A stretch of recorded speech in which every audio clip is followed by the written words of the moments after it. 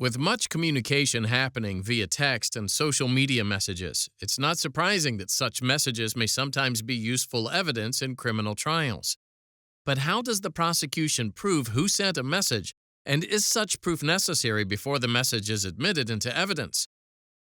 We explore those questions in State v. Benton.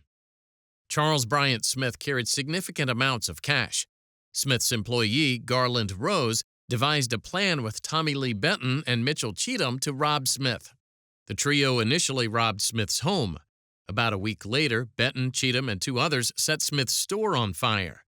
A few days later, Benton, Cheatham, and one other broke into Smith's mobile home, handcuffed and beat Smith, robbed the home, and then set fire to the structure, leaving Smith to die. A grand jury indicted Benton for murder, burglary, and arson. At trial, the judge admitted into evidence incriminating texts sent from Benton's phone. Around the same time that the texts were sent, there were other texts sent from the same device to Benton's girlfriend. Those texts used pet names and discussed domestic matters. The trial judge also admitted incriminating Facebook messages extracted from Benton's phone. The messages were from an account in the name of Tommy Lee Crosby, but witnesses testified that the account belonged to Benton. No other evidence was offered to show that Benton sent most of the Facebook messages or that Benton possessed his phone when the messages were sent. The trial court jury ultimately convicted Benton.